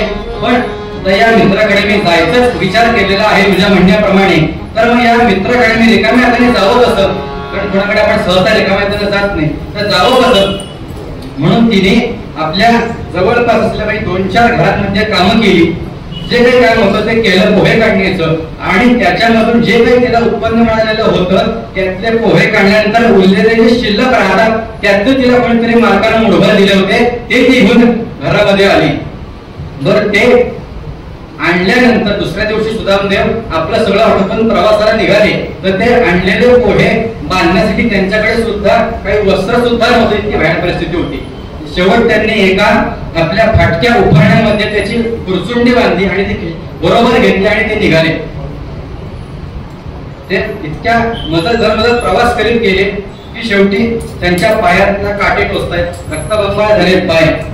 पण आपल्या मित्राच्या भेटीच्या ओढीनं, खास सख्याच्या हरीच्या ओढीनं ते निघाले.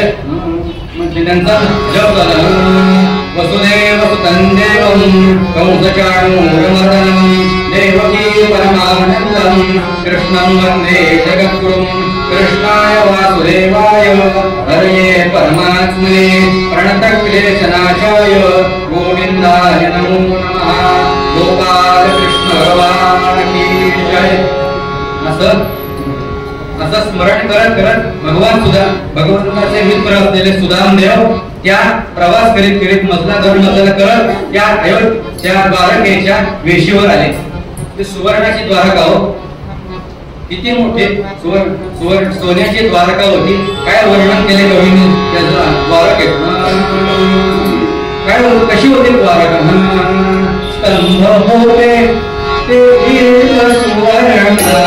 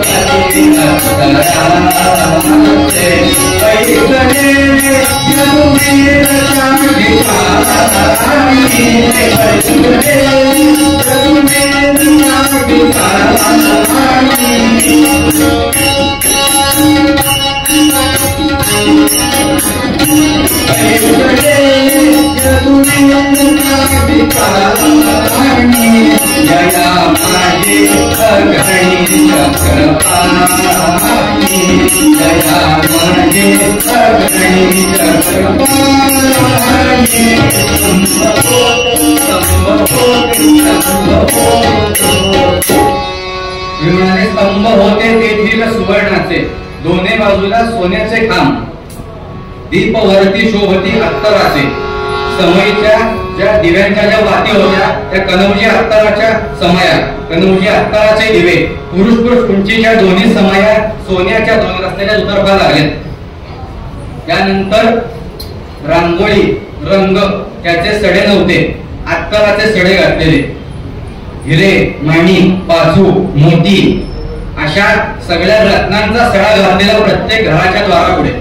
मला सांगायला काय जाते मी कुठं होतं बघा, वचने केम धरीत राहता बोलायला काय. आणि इतक्या चांगल्या परिस्थितीत भारतामध्ये होती आहे आणि असणार आहे. इतका आपला भारत सुसंपन्न आहे की त्या दक्षिणेकडल्या एका कुठल्या पद्मनाभ स्वामी मंदिराचे 7 दरवाजे उघडले तर भारतातल्या सगळ्या संस्था मोजून जमल्या. अजून काही दरवाजे शिल्लक आहे एवढं आपल्याकडे होतं. कशाला रडायचे, आमच्याकडे काय ठेवले. तिथं काय अमेरिकेत आणि पाकिस्तानात मातीची ढवळण ढेकळं तिकडे गेलं का. 5वी पासून राज्यशास्त्रापर्यंतच्या एकाही पुस्तकात कुठं आहे का मुघल उठले पाकिस्तानात गेले, मुघल उठले अमेरिकेत गेले, इस्रायलला गेले, फ्रान्सला गेले, इकडे कुठे गेले. बाहेरच्या देशात जितकी बाहेर परिस्थिती आहे की पंतप्रधान झाला तो सोडून पडून, ही आमची अवस्था आहे. पण आमच्या भारतामध्ये काही नाही का. भारत आमचं नावच आहे ना, आमचं भारत आहे ना. भा म्हणजे सौंदर्य, र म्हणजे तेज आणि त म्हणजे त, त्याच्या त्रिवेणी संगमाला भारत असं म्हणतात. आणि दुसरं नाव आहे त्याचं हिंदू राष्ट्र. त्याची व्याख्या आहे तम देवनिर्मिषम देतम तम देवनिर्मितम देशम हिंदू खानम प्रचक्षते. सगळं जो आहे आमच्या भारतामध्ये रडायचं कशाला. आणि त्याचं दुसरं नाव इंडिया, ते आता काढून टाकले, आता भारतच आहे. मग या भारतामध्ये इतकं सगळी संपन्नता होती नाही. लोक सांगतात आमच्या जुन्या काळी होतं की काही नाही. आहे वर्तमान काळाला, भूतकाळ कशाला लागतंय. भविष्य आहे आपलं एवढं चांगलं मोठं. 47ला महासत्ता व्हायचं, आपण रडतं कशाला. इतके मोठे चांगले सुसंपन्नता आपल्याकडे होती आहे आणि ते आपण टिकवली तर भविष्यापर्यंत राहणार असताना सुद्धा आपण रडायचं कशाला. मग आपले रडतात. मग ह्या एवढ्या सगळ्या सुंदर सोन्याच्या द्वारकेमध्ये सुदामदेव गेले असताना त्यांनी ही सगळा लखलखाट बघितला आणि त्यांचे डोळे दिपून गेले. त्या द्वारकेच्या वेशीवरची धूळ कपाळी मस्तकाला लावली आणि पुढे प्रवास केला. का तर माझा भगवंत तो जरी माझा सखा असला तरी तो द्वारकाधीश त्रैलोक्याधिपती भगवान आहे. त्याच्या तो ज्या रस्त्यावर ये जा करतो त्या रस्त्यावरची धुलिकाचे कण का असे ना पण ते आपल्या मस्तकी लावले पाहिजे. हे त्यांचं महत्व जाणून होते. जरी तो आपला मित्र असला तरी सुद्धा. कारण त्यांना माहिती होतं देवाच्या सख्यत्वासाठी पाळ्याच्या जीवनांच्या तुटी सर्व अपावे शेवटी प्राणात होई वेचावा.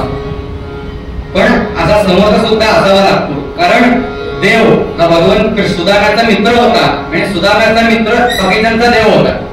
हे सगळं त्यांना माहिती होतं म्हणून तो चाललेला. भगवान देव त्यांच्या द्वारकेतनं प्रवास करत इतके भगत त्यांच्याकडे टिकून चालले की आजपर्यंत त्यांनी असं वैभव, त्यांनी असं ऐश्वर आजपर्यंत कधीही बघितलेलंच नव्हतं. वाट्याला येणं सोडा, त्यांनी बघितलेलंच नव्हतं. हे त्यांनी बघितलं. आणि सुदामदेव प्रवास करत करत त्या आपल्या भगवंताच्या सख्याच्या राजवाड्याच्या द्वाराशी आले आणि त्या द्वारपालांना सांगतात, का हो सुद्धा हा तुमचा भगवान गोपाळ कृष्ण माझा बालमित्र आहे, माझा सखा आहे, मला त्याला भेटायला जाऊ दे. त्या ते जे त्याचे जे द्वारपाल होते त्यांनी ढकलून दिलं सुदामदेवांना आणि गडगड खाली पडत आले त्या राजप्रसादाच्या पायऱ्यांवरनं. ते सुदामदेव ते पडलेल्या रड्याचं सोडलं आणि हसले. तर द्वारपालांना कळलं नव्हे हसले का. ते मनाशी विचार करतात, काय ना देवा, तू भगवान महादेवांची आणि माझी आज बरोबरी केलीच म्हणाले. का तर भगवान महादेव हे अंगाला भस्म फासतात. प्रकृतीने माझी परिस्थिती पांढरी पडलेली आहे, त्यामुळे आहेच. त्यानंतर त्यांची आणि माझी परिस्थिती काही फरक नाही. त्यानंतर फक्त त्यांच्याही जटा वाढलेल्या होत्या, माझ्याही आहेत. फक्त फरक काय होता, त्यांच्या डोक्यावर चंद्र आहे, तो माझ्याकडे नव्हता. तिचे पडलेले खोके तोच माझा चंद्र असं मी समजतो. आणि भगवंतांनी आपल्या राजप्रसादामध्ये बसून हा खाली चाललेला वादविवाद ऐकला आणि भगवंतांनी आपल्या राजप्रसादाच्या सज्जामध्ये येऊन फक्त खाली वळून बघितलं. सज्जा म्हणजे आजच्या मराठीत बाल्कनी, गॅलरी, टेरेस ज्याला म्हणतो, त्याच्यामध्ये येऊन बघितलं आणि फक्त खाली वाकून बघितलं. तो आपला मित्र दिसला आणि भगवंत जे धावत आले, पायऱ्यांवर जे धावत आले आणि जो समोर सुदामा बघितला तो घट्ट भगवंतांनी मिठी मारली. ते बघितलं आणि त्या द्वारपालाने जो आग केला तो किती वेळाचा मिटायचा ना. इतक्या भगवंताने आणि सुदामदेवांनी इतकी लोकांनी इतकी एकमेकांना कडकडून मिठी मारली की पुढे कित्येक क्षण, कित्येक मिनिट ती सोडलीच नाही. इतकं सख्य असलं पाहिजे. इतकी त्या दोघांची घनिष्ठ मैत्री होती. हे त्याचं प्रतीक त्या द्वारपालांना बघायला मिळालं. भगवंताने सांगितलं त्या द्वारपालांना की जरी तुम्ही त्याला आज जरी सोडलेलं नसलं तरी त्याला तुम्ही अडवलं जरी असलं आणि मी का खाली आलो, हा माझा बालमित्र आहे. आम्ही दोघंही एकत्र त्या सांदीपनी ऋषींच्या आश्रमामध्ये आम्ही एकाच लहानाचे मोठे झालो, तिथं आम्ही अध्ययन केलेले. याची जाणीव भगवंताला होती. त्या त्रैलोक्य अधिपती भगवंत असून सुद्धा त्यांना याची जाणीव होती. हे त्याने बघितलं. भगवंताने आपल्या सख्याला हाताला धरून आपल्या राजप्रसादामध्ये नेलं. त्यानंतर आपल्या सगळ्या सेवकांना सांगून त्यांच्या स्नानाची, उत्तम भोजनाची व्यवस्था केली आणि स्वतः भगवंताने त्यांना आपल्या स्नानगृहामध्ये आणलं. तेल लावलं, विविध प्रकारची उठणी लावली आणि हे करत असताना त्यांच्या पायामध्ये रुतलेले काटे काढले. आणि भगवंत विचार करतात, काय माझ्या मित्राची अवस्था आहे, किती विपरीत परिस्थितीमध्ये दोघावर आपण. आज आपल्याकडे अष्टमहासिद्धी आपल्या दासी आहेत, पण याच्याकडे काहीच नसताना सुद्धा कशाची ही लाज न वळताच आपल्याकडे आला. आणि भगवंत हे सुदामदेवांचं मोठेपण आहे. आणि भगवंताचं मोठेपण कशात आहे की आज मी इतक्या मोठ्या त्रैलोक्याचा अधिपती असून सुद्धा आज भगवंत त्याच्या आपल्या मित्राच्या सख्याच्या स्वागताची तयारी स्वतः करतायत. हे बघितलं. भगवंताने त्यांना उत्तम सुगंधी अत्तर उठणी लावून स्नान घातलं, उत्तम उंची वस्त्र नेसायला दिली आणि त्यांना आपल्या मुदपाक खाण्यात भोजनासाठी आणलं. मुदपाक खाना म्हणजे किचन मराठीत. त्यांना तिथे भोजनासाठी आणलं. काय थाट होता भोजनासाठी. रविवार आहे, उपास काही नाही कोणाला, त्यामुळे ते मला बोलायला हरकत नाही. त्यामुळे किती थाट होता जेवायचा. बसायला पाठ, टेकायला पाठ, पुढे सोन्याचं ताट, दिव्यांचा लखलखाट, उदबत्त्यांचा घमघमाट, तिथे गायला माझ्यासारखा वेसूर घाट. इतके पदार्थ जेवायला केले. काय कवींनी वर्णन केलं. भोजनासमयी अपूर्व काठ, स्वर्णपुरांचे भोजनासमयी अपूर्व काठ,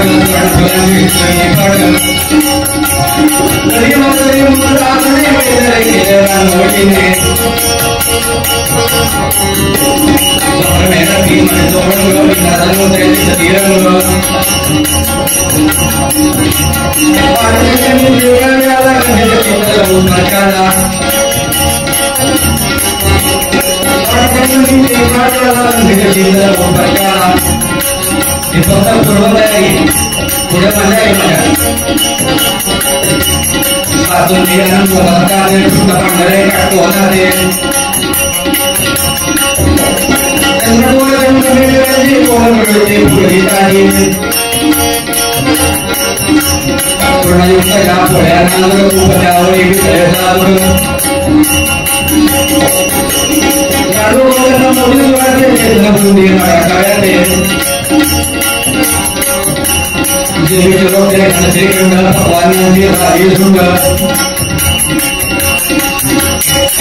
एवढे पक्वान्न जेवायला होते.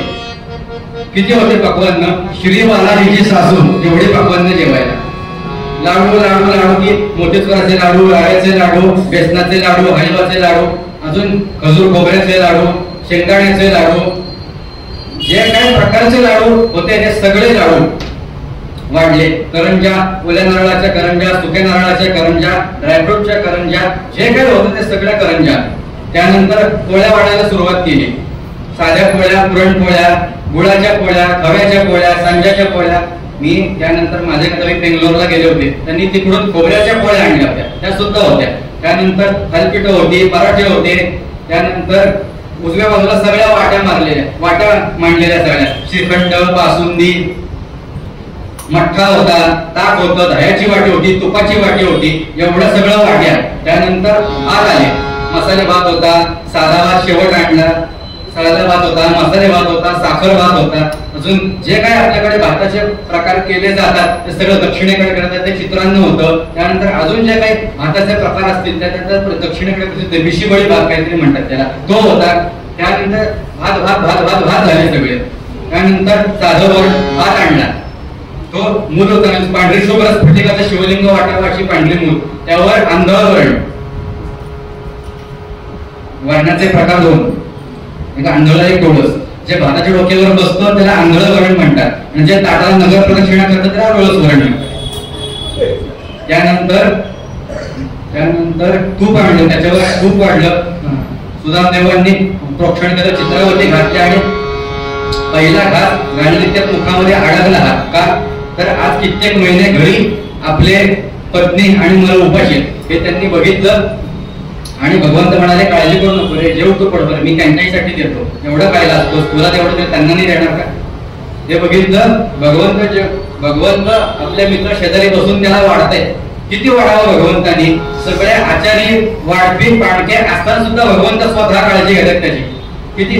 श्री बालाजीची सासू एवढे पक्वान्न, श्रीखंड, बासुंदी, लाडू, जिलेबी, चिरोटे, साखरभात, सुधारस, एवढे पक्वान्न. 3 प्रकारच्या आमट्या होत्या. एकाने मला विचारलं आमट्या काय असतात 3 प्रकारच्या? म्हणलं आहेत. 3 प्रकारच्या आमट्या कुठल्या? एक देशस्ती आमटी, एक कोकणस्ती आमटी, एक कराडी आमटी. फरक काय याच्यामध्ये आहे? फरक म्हणजे मी तिन्ही सांगतो. 3 फरक काय 3 आमटीमध्ये? पहिले जी आमटी देशस्ती आमटी ती कशाला म्हणतात? तेल, तिखट, मीठ, मसाला या 4 पदार्थांचा सगळा वापर केलेली देशस्ती आमटी. त्यानंतर चिंच गुळाची कोकणस्ती आमटी. आणि कराडी आमटी कशी? तिखट आणि मसाला न घालता वरण मिरची आणि खोबऱ्याची फोडणी देऊन जी आमटी करतात तिला कराडी आमटी म्हणतात. या एवढ्या सगळ्या आमट्या होत्या. कटाची आमटी होती, सोलकडी होती, ताक होतं, फोडणीचं ताक होतं, एवढे सगळे पदार्थ. आणि शेवट एका वाटीमध्ये चंदन केशराचं पाणी ठेवलेलं. कशा करता? तर एक पक्वान्न खाऊन झालं की त्यात हात धुवायचा, दुसरं पक्वान्न खायचं, अशी जुन्या काळी पद्धत आपल्याकडे होती, आता बंद झाली. नंतर आमचे आजोबा खात होते अशा पंक्तीला बसून, 50 एक मोतीचुराचे लाडू सहज बसल्या बैठकीला खायचे, ताडभर जिलब्या सहज खात होते. त्यानंतर 126 गुलाबजाम, सगळं जेवण झाल्यानंतर एवढं खायचे. आणि ते मोतीचुराचे लाडू तसे नाही खायचे, मोतीचुराचे लाडू फोडायचे, त्याच्यावर तूप घालायचं गरम आणि मग खायचे. त्याच्या शरीराशिवाय ते पद्धत नव्हते. त्यानंतर आमरस होता, सुधारस होता, एवढे सगळे यथेच्छ भगवंताने आपल्या मित्राला जेवायला घातलं आणि आपल्या शयन कक्षामध्ये आराम करण्यासाठी आणलं. आणि नुसतं आराम करण्यासाठी आणलं नाही तर भगवंतांनी त्याचं पादसंवाहन सुरू केलं. का तर एवढा मोठा प्रवास करून आपला मित्र आपल्यासाठी चालत आलेला आहे. काय आवश्यकता होती सुदामदेवांना? त्यांनी स्मरण जरी केलं तरी भगवंतांनी दिलं असतं. भगवंताला काय माहित नव्हती का परिस्थिती मित्राची? पण एवढ्या लांबून तर प्रवास करून आलेला आहे हे बघितलं आणि भगवंतांनी त्याचे पाय चेपायला सुरुवात केली आणि त्यांना बोलण्याच्या ओघामध्ये असताना भगवंतानी एक प्रश्न विचारला मोक्याचा, काय रे सुदामा, तुला आठवतं आपण सांदीपनी ऋषींच्या आश्रमामध्ये जेव्हा शिकत होतो त्यावेळेला आपण आपल्या गुरुजींना लागण्यासाठी ज्या यज्ञासाठी हवनासाठी लागणाऱ्या ज्या समिधा आहेत त्या आपण आणायला एकदा वनामध्ये गेलो असताना पावसामध्ये आपण अडकलो आणि एका झाडाखाली असाच तू माझ्या मांडीवर डोकटून झोपला होतास आणि मी तुझ्या मांडीवर डोकटून झोपलेलो असताना जो काही प्रसंग झाला तो तुला आठवतो. आणि सगळा त्यावेळेचा प्रसंग सुदामदेवांच्या डोळ्यासमोरून आला की त्यावेळेला आपण आपल्या जवळ असलेले काही शणे फुटणे शेंगदाणे खाल्ले भगवंताला न देता आणि आपल्या दातांचा भगवंताला आवाज आला आणि त्यानंतर आपण भगवंताने विचारलं की काय खाल्लंयस रे, दात केव्हा असेल तुझे, तर आपण भगवंताला उत्तर दिलं की माझे थंडी पावसात भिजलोय ना आपण थंडीने माझे दात वाजतायत. हे आपण भगवंताशी त्यावेळेला खोटं बोललो ना त्याचे परिणाम आपण आता भोगतोय. ही आपली परिस्थिती आहे त्या भगवंताशी खोटं बोलण्यामुळे निर्माण झालेली आहे. आणि भगवंत एवढंच बोलले आणि त्यांना शरीर कक्षामध्ये घेऊन गेले, कारण भगवंताला दाखवून द्यायचं होतं की हे जरी मला माहिती तू काय खातोय तरी तुझ्याकडनं मला बदलवून घ्यायचं होतं का, तर आपल्या मैत्रीमध्ये कपट असू नये. गुरुपरंगात आपण पाहिले काही कपट असू नये मित्राशी. आणि जर तू माझ्याशी खोटं बोललास ही तुझी परिस्थिती झाली, त्यामुळे इथून पुढे जर कोणाशी खोटं बोललास तर अशीच परिस्थिती होते, कारण मैत्रीत कपट असू नये आणि कोणाशी खोटं बोलू नये. हा आदर्श भगवंताला पुढे निर्माण करायचा होता ना, म्हणून सुदामदेवाने त्याची आठवण करून दिली. नाहीतर इतक्या आनंदाच्या प्रसंगी भगवंताला त्याची आठवण करून द्यायची काय आवश्यकता होती. आणि सुदामदेवांना तरी त्या परिस्थितीमध्ये जाण्याची काय आवश्यकता होती. आणि असा आपला मित्र, असा आपला सखा बालमित्र आलेला आहे याचा आनंद म्हणून भगवंताने द्वारकेमध्ये महिनाभर मित्रोत्सव जाहीर केला. प्रत्येक जो येईल राजवाड्यामध्ये येईल त्याला प्रत्येकाला कोणाला धान्य दिलं, कोणाला धन दिलं, कोणाला वस्त्रालंकार दिले, जे काय हवं ते प्रत्येकाला दिलं. कोणाला काय हवं कोणाला काय हवं ते दिलं. भगवंताने कुठलाही कसूर काही ठेवली नाही. आमच्याकडे आम्ही एक वर्षात एकदम एक फ्रेंडशिप डे साजरा करतो, महिन्याने आम्ही मित्रोत्सव साजरा केला महिनाभर. काय त्याच्यावर काय ऐश्वर्य होतं आपल्या त्या काळात. भगवंताने मित्रोत्सव जाहीर करत असताना एक दिवस दुपारच्या वेळेला अमुकची चालू असताना एक दिवस भगवंताने सुदामेला विचारलं, काय रे तुझं लग्न वगैरे झालं की नाही. म्हटलं हो झालं की, पण आपण माझी पाठशाळा तिकडे विद्यार्थी माझ्याकडे. तो म्हटला मग तू इकडे येत असताना वहिनीने माझ्यासाठी काय दिलं रे, काहीतरी दिलं असेल की माझ्यासाठी. तो म्हटलं नाही रे माझी परिस्थिती तुला माहित नाही का, काय दिलंस, माझी परिस्थिती माहित नाही तुला, या परिस्थितीत मी तुला काय आणणार आणि मी तुला काय आणावं असं माझ्याकडे काय असणार की जे तुला शोभावं असं माझ्याकडे काय. पण भगवंत म्हणाले अरे तू काय मला तू काय आण नको आणू किंवा काही कर, पण काहीतरी तू दिलं असेल ना, कोणाकडे आपण निकामी असा प्रकार आहे आपला. भले ते मला शोभणार नसेल ना, पण तू काहीतरी दिलं असेल. म्हणून भगवंतानी सुदामदेवांना असं खेचलं तर त्यांच्या काखेतल्या जागेमध्ये पुरचुंडी खाली आली. म्हणजे काय त्यांच्या अस्थि फळल्या म्हणजे किती असतील की अस्थि मोजायला आंध्र सुद्धा त्यांची अस्थि मोजली इतकी भयानक त्यांची शरीर एष्टी होती. आणि त्या पुरचुंडीतनं भगवंताने पोहे घेतले आणि ते मित्रप्रेमानं ओथंबलेले पोहे भगवंतानी घेतले आणि मुठभर पोहे आपल्या मुखामध्ये घातले. इतके पोहे मैत्रप्रेमानं भेटलेले इतके सुंदर पोहे की भगवान ते पोहे अशी अवस्था निर्माण झाली. आणि पहिली मुठ खाल्ली, दुसरी मुठ खाल्ली आणि ते संपूर्ण इतक्या रुक्मिणी देवीमध्ये आले. म्हणलं का हो काय झालं. भगवंत म्हणाले का हो काय झालं. नाही काय देवा आम्हाला बघू नये त्याची चव, तुम्ही सगळं खाणार का. म्हणजे कामाला आम्ही निमित्त तुम्ही असं नाही चालणार ना, आम्हाला काहीतरी त्याचा आस्वाद घेतला पाहिजे. मित्रपर्यंत तुमचं काय एवढं तुम्ही आनंदाने पटापटा एवढे पोहे खाल्ले आणि आम्ही स्वयंपाक आम्ही दोघींनी नाही 16,168 स्वयंपाक केल्यानंतर सुद्धा तुमच्या चेहऱ्यावर इतकी तृप्ती नसेल जितकी उदर तृप्ती तुमच्या आत्ता चेहऱ्यावर आहे. याचं कारण काय. भगवंत म्हणाले ते मित्रप्रेमानं भेटलेले पोहे ना, त्याच्याशिवाय त्याच्या पलीकडे त्याला काहीही जाऊ नाहीये आणि त्याशिवाय त्याला काहीही महत्व सुद्धा नाहीये. ते केवळ माझ्या मित्र प्रेमाने आणलेले ते पोहेत ना, त्याच्यामुळे मी इतका आनंदी आहे आणि इतक्या वर्षांनी माझी त्याची गाडगड झाली ना, त्याचं हे प्रतीक आहे. रुक्मिणी देवी म्हणाले तुम्हाला आज ओळखते का, मला काय कळलं नाही तुम्ही काय केलं ते. ज्या वेळेला भगवंतांनी सुदामदेवांना जेवायला बसवलं ना त्यावेळेला त्यांच्या कपाळावर भगवंतांनी गंध लावलं पण जुन्या काळी पद्धत होती आपल्याकडे, जेवायला बसलं की पहिले पंक्तीच्या आधी त्यांना गंध लावायचं, असं मोठं कबक असायचं, त्याला 2 बाजूनी कडी, त्याच्यामध्ये साखळी असायची, त्या साखळीने प्रत्येकाला गंध लावायची अशी पद्धत होती. तर त्या पद्धतीने भगवंताला गंध लावलं, पण भगवंताने सुदामदेवांना साखळीला गंध लावला नाही, कुठला काही शिक्का नव्हता गंध लावायचा. भगवंताने आपल्या 2 बोटांनी त्यांच्या कपाळावर गंध लावलं आणि ते उलट गंध त्यांच्या कपाळावर लावत असताना त्यांची परिस्थिती पूर्ण पुसली. त्याच्यावर श्री क्षय जे लिहिलेलं होतं कपाळावर ते पुसलं आणि ते उलट केलं, यक्षश्री लिहून टाकलं. श्री क्षय पुसलं आणि यक्षश्री झाली. तसं इकडे भगवंताने गंधर्व पूर्ण झालं, तशी तिकडे त्यांच्या घरी परिस्थिती बदलली. तशी प्रतिद्वारका भगवंताने तिकडे निर्माण केली. रुक्मिणी देवींना माहिती होतं. रुक्मिणी देवी म्हणल्या, अहो तुम्ही एका 2 पोह्याच्या मुठीमध्ये त्यांना संपूर्ण द्वारकेचं वैभव दिलं, 3ऱ्या मुठीमध्ये काही विरोधाचा राहतील, त्रिखंडाचा राज्य दिला काय करतात, या सगळ्या आम्हाला भगवंताने सगळ्यांना प्रसाद वाटला.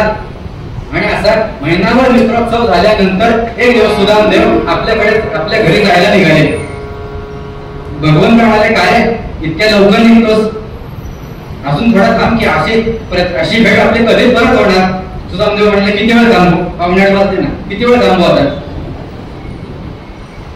भगवंत म्हणाले, थांब थोडे दिवस. नाही म्हटलं, माझी मुलं पत्नी तिकडे आहेत, मी जातो, परत कधीतरी तुला भेटायला. हे बघितलं आणि सुदामदेव प्रवास करीत करीत आपल्या घरी आले आणि विचार करतात की मी फिरून परत द्वारकेला चालत आहे. हे त्यांना कळलं नाही. तेवढ्यात त्यांच्या घरातनं 2 सेवक बाहेर आले. तो म्हणला, ओ तुम्ही वाट नाही चुकले, बरोबर ठिकाणी आलेले.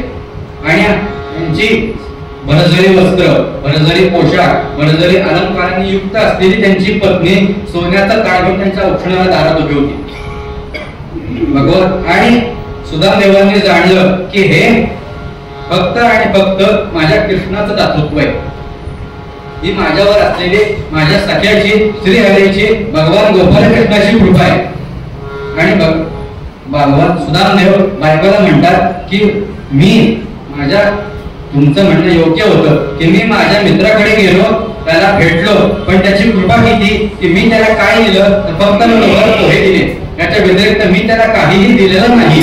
पण या बुडभर पोह्याच्या प्रेमामध्ये सुद्धा भगवंताने मला जशीच्या तशी प्रतिद्वारका इथे निर्माण करून दिली. याला मैत्र प्रेम असं म्हणतात. याला जाता सखा हरी त्यावरी विश्वकृपा करी असं म्हणतात. मग भगवंताने आपल्या पत्नीला सांगितलं की हा जो काही कवी म्हणाले मुठभर पोह्यासाठी दिली का सुवर्ण नगरी कुणी, एवढ्या सगळ्या मुठभर पोह्याच्या व्याजामध्ये कुणी भगवंताने आपल्या मित्राला सुवर्ण नगरी द्यावी. असं काय केलं सुदामदेवांनी की त्याच्यावर त्यांनी एवढी कृपा करावी. सुदामदेव म्हणाले की मी त्याच्यावर पूर्ण विश्वास ठेवला. जनाबाई ज्याप्रमाणे की ज्याचा सखा हरीला मी सखा करून घेतला, नुसता सखा नाही तो माझा खास सखा होता, मी त्याला सखा करून घेतला, त्याच्यावर पूर्ण विश्वास ठेवला, त्याच्याशी पूर्ण मैत्र जोडलं आणि आमच्या मैत्रीमध्ये कधीही मी कपट केलं नाही. त्याच्यावर पूर्ण माझी चिंता होती आणि तो माझी चिंता वाहतोय, तो माझा योगक्षेम चालवतोय, याच्यावर माझी पूर्ण निष्ठा, पूर्ण श्रद्धा, पूर्ण विश्वास आहे. त्याच्यामुळे त्यांनी ही माझ्यावर कृपा केली. असा एकतरी हरीसारखा सखा आपल्या सगळ्यांना आयुष्यामध्ये मिळो अशी भगवंताची सगळ्यांवर कृपा राहो. आणि हरीला सगळ्यांनी आपलासा केल्यानंतर हरीही सगळ्यांना आपलासा करो एवढेच भगवंताच्या चरणी प्रार्थना करतो. प्रतिवर्षीच्या परंपरेप्रमाणे आयोजकांनी आम्हाला सेवेची संधी दिली, त्याबद्दल भगवान आयोजकांचं निवडणी दोन्ही साथीदार आहेत आणि दोन्ही साथीदार सुद्धा भगवंत आहे. इकडे उपेंद्र आहेत आणि इकडे आशुतोष आहेत. त्यामुळं इकडे महाविष्णू आहे, तिकडे भगवान महादेव आहे आणि समोर भगवान मंगलमूर्ती. त्यामुळे सगळ्यांच्या कृपेनं आणि विशेष आभार तुमचे खास सखा असलेले श्रीरंग कुलकर्णी, तुमचे खास सखा असले माझ्यावर तशी सुदामावर भगवंताची कृपा आहे तशी माझ्यावर त्यांची कृपा आहे. आमचं सख्य मित्र फार जुने 12-13 वर्षापासूनचे आमच्या सहज आमचं काल बोलता बोलणं झालं किंवा सेवा आहे त्याच्या शिरस सांगून आले त्याबद्दल त्यांच्याविषयी मी विशेष कृतज्ञता व्यक्त करतो. आयोजकांनी संधी दिली त्याबद्दल त्यांचेही ऋण व्यक्त करतो. आणि साथीदारांनी मला सांभाळून घेतलं. गुरु महाराजांच्या चरणी एवढीच प्रार्थना आहे की अखेरच्या श्वासापर्यंत अशी सेवा घडत राहावी. गुरूंच्या पायाशी एकनिष्ठ राहून सेवा करण्याची शक्ती आणि बुद्धी भगवंतांनी मला त्यावेळी सेवा करून घ्यावी. एवढीच प्रार्थना करू, मागणं मागू आणि भगवंताची आरती करू.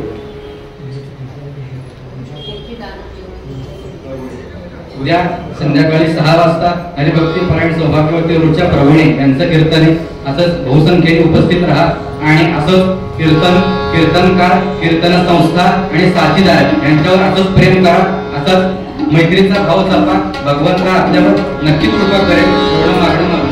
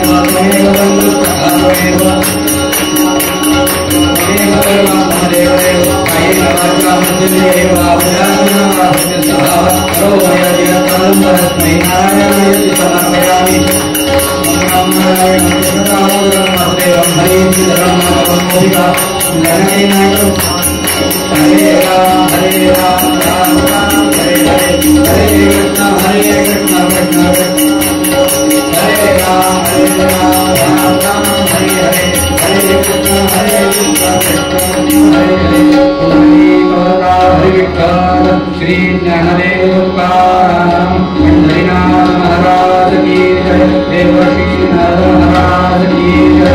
जय जय रघुवीर समर्थ मंगलमूर्ती मोरया. सदा सर्वदा योग तुझा घडावा, तुझे कारणी देह माझा पडावा. उपेक्षू नको अनंता अनंत रघुनायका मागणे हेच आता. उपासनेला दृढता व्हावे, भूदेव संतास सदा व्हावे. सत्कर्मयोगे वयघात व्हावे, सर्वांगी मंगलमूल व्हावे. ज्या ज्या स्थळी हे मनसाय माझे, त्या त्या स्थळी हे निजरूप तुझे. मी ठेवितो मस्तक ज्या ठिकाणी, तुझे सद्गुरुराय दोन्ही. पळपळ पळता हे सर्वायुष्य माझे, वसुनी उदरी माते राहनो पूर्ण होते. कधी न कधी सेवा मी तुझे अनंता, विजय झालो तुझे आहे सत्राता. पिता माता बंधू तुझ विनासे कोण मजला, बहु मी अन्यायी परिसकळ ही राध तुझला. न जाणी मी काही जपतप तुझ्या साधन विधी, कृपा दृष्टी पाहे शरण तुझा गणपती. मंगलमूर्ती मोरया.